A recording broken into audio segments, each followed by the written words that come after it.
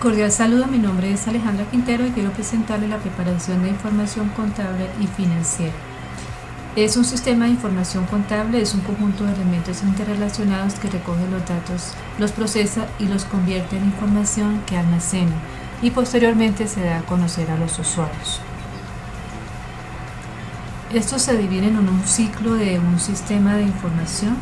Tenemos el estudio, que es la identificación de las deficiencias actuales, un análisis conforme a las alternativas generadas por el estudio, un diseño, que es el sistema determinado los módulos componentes del sistema, la implementación, que es la actividad que incluye la codificación y la integración, la generación del test o aceptación, que consiste en preparar un conjunto de casos para efectuar las pruebas, las garantías de calidad. En esta etapa se efectúa el test final de aceptación del sistema. La descripción del procedimiento consiste en la elaboración de un proceso normal del sistema. La conversión de datos de base de datos es la actividad que solo se realiza cuando el sistema está funcionando. La instalación, que es la actividad final. Este sistema de información tiene como objeto básico para brindar información, para gestionar la implementación de la empresa y garantizar las acciones que ejecutan los responsables de conducir la entidad. La estructura de este sistema de información contable sigue un modelo básico y un sistema de información bien diseñado, ofreciendo así control, compatibilidad, flexibilidad y una relación aceptable de costo-beneficio. Ellos se dividen en un registro de la actividad financiera, que se debe llevar un registro sistemático, una clasificación de información, que se debe agrupar aquellas transacciones a través de las cuales se recibe la paga de dinero, y el resumen de la información, para que la información contable utilizada por quienes toman las decisiones debe ser muy resumida para poder tomar la mejor decisión. ¿Para qué sirve? Este sistema de información contable tiene como base un conjunto de datos en los que se proporciona una interpretación con un sentido particular, por lo que se debe cumplir una normatividad que deben ser útiles, confiables y tener una provisionalidad. Deben tener un contenido, una oportunidad, la confiabilidad, estabilidad y objetividad y verificabilidad. Y por último, la provisionalidad, que significa que la información contable no representa hechos totales, acabados ni terminados. Continuamos con los procedimientos para instalar un sistema de contabilidad. Debe tener un conocimiento de la empresa, preparar una lista de chequeos, elaborar unos informes, preparar unos catálogos de cuentas y unos manuales de procedimientos, diseñar unos formularios, diseñar reportes, preparar los libros de balance inicial. Y esta lista de chequeo es un formulario que posee todos los datos de la empresa.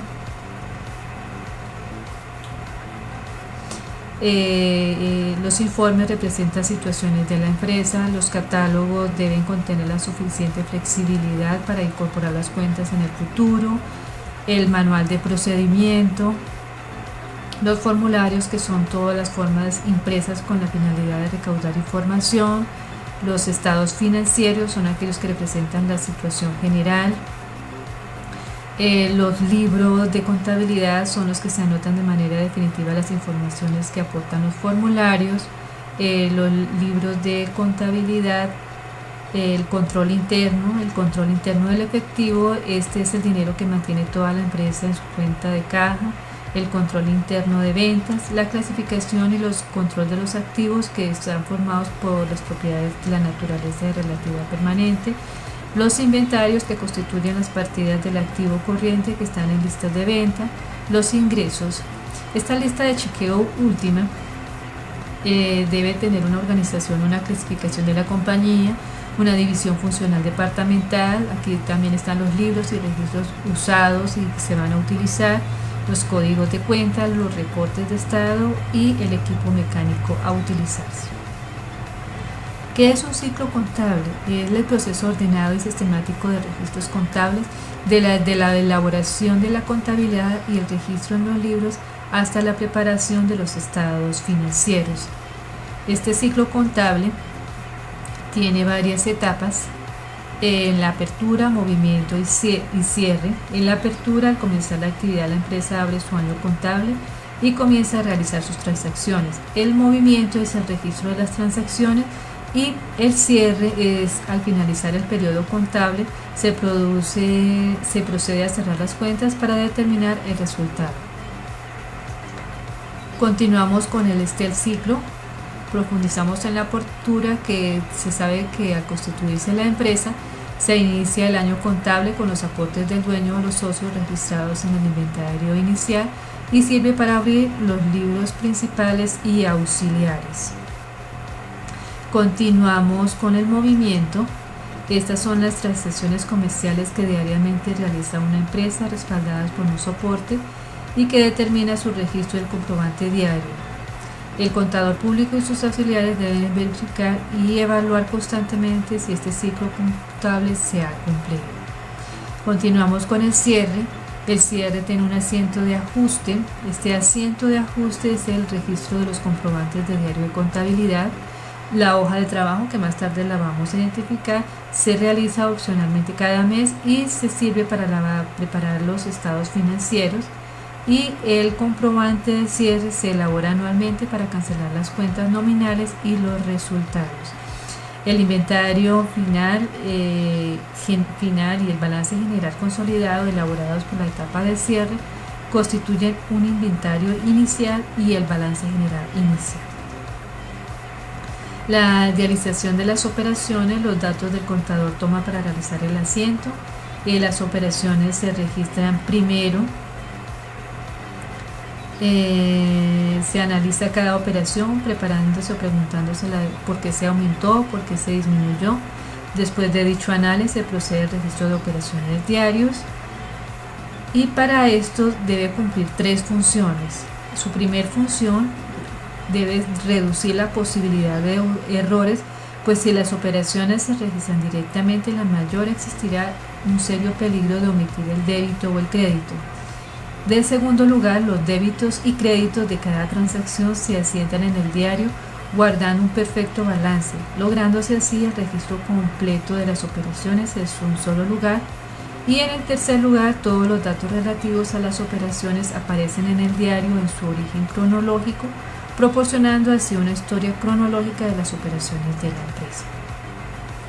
La determinación de los saldos de cuentas: se debe sumar las columnas en los débitos y se debe tener en cuenta de que se anota el total al pie de la misma. Igualmente, la suma de la columna de débitos se anotan también al pie de la misma. Si aparece un solo asiento, cualquiera que sea el débito o crédito, se debe anotar el saldo. Los saldos de cuentas son de diferencia entre las partidas de deudores. Tenemos el balance de comprobación. Es una lista de todos los saldos de deudores y acreedores de todas las cuentas del mayor para probar la igualdad. El total de los débitos de las cuentas debe ser igual a todos los créditos. Aquí tenemos cómo se hace una hoja de trabajo y esta es un medio mecánico, formas columnares que utilizan los contadores de un medio para organizar una cómoda y ordenadamente la información contable que necesitará en la preparación de los asientos de ajuste, los estados periódicos y los cierres. Aquí tenemos más bien la clave. La hoja tiene que tener su título, sus barras tienen que tener el código, la cuenta, el balance tiene que tener su activo, su pasivo y la gestión, sus gastos e ingresos. Bueno, las hojas de trabajo sirven para preparar un estado de resultado, un balance general, los asientos de ajustes del diario y los asientos del cierre del diario también. Continuamos con los estados financieros. Estos documentos esencialmente numéricos que a la fecha o por un periodo determinado presentan la situación financiera de una empresa, los resultados obtenidos en un periodo determinado y el comportamiento del efectivo. Estos estados financieros deben cumplir con una universalidad al expresar la información clara y accesible, una continuidad en periodos regulares, periodicidad que se lleva a cabo en forma periódica y oportunidad que la información que consiga sea rendida y oportuna. Los estados financieros se dividen en un balance general, en ganancias y pérdidas y flujo de efectivo. Como el balance general, tenemos que se dividen en los activos, los pasivos y el capital. Muestra la naturaleza y la cantidad de todos los activos poseídos, naturaleza y cantidad del pasivo, tipo de cantidad. Tiene como objeto rendir un claro y preciso informe a las partes interesadas en la empresa sobre la situación de la misma al final del año comercial. Continuamos con un resultado de ganancias y pérdidas. Este se realiza con el fin de saber cuáles fueron las utilidades en el periodo. Es preciso contar con que se tengan fuentes de ingreso de las operaciones, principales gastos comerciales, pérdidas, ganancias operativas durante el periodo, unos impuestos sobre ingresos y la utilidad de pérdidas netas que causan efecto en las demás pérdidas. Estas secciones analíticas tienen que ser de una categoría de las ventas, categoría de los costos de mercancía, de los gastos de operación, ingresos y gastos y pérdida neta del periodo. El estado de flujo de efectivo, se prepara analizando todo el movimiento concerniente a las entradas y salidas de los efectivos. Se necesita una definición, un propósito y una finalidad. Las actividades que una empresa se pueden clasificar en actividades operativas. Estas tienen que tener un efectivo recibido de los clientes, un efectivo pagado a los proveedores y un efectivo pagado por intereses. Las actividades de inversión tienen que tener unas ventas de activos fijos, una adquisición de activos fijos y unas actividades de financiamiento. Deben tener préstamos públicos, emisión de acciones y pagos de dividendos. El estado de utilidades de no distribuidas son las utilidades no distribuidas de una empresa que representa la parte del patrimonio social que ha tenido su origen en las ganancias del negocio. Es importante distinguir que el capital social de las utilidades no distribuidas y mantener esta distinción en los estados y en las cuentas.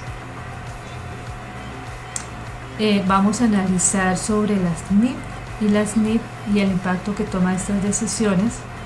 La implementación de las normas internacionales de información financiera tienen efectos grandes en todos los rubros del estado financiero, aunque no hay una norma internacional que mencione directamente los sistemas de estimación ni los métodos de asignación de costos, ya que estos deben responder a la naturaleza de las operaciones de cada compañía. Sabemos que las NIF se fundamentan en principios y su aplicación debe en las políticas y lineamientos adoptados por cada organización. Tales decisiones deben fundamentarse técnicamente en la razón por la cual es determinante analizar la información.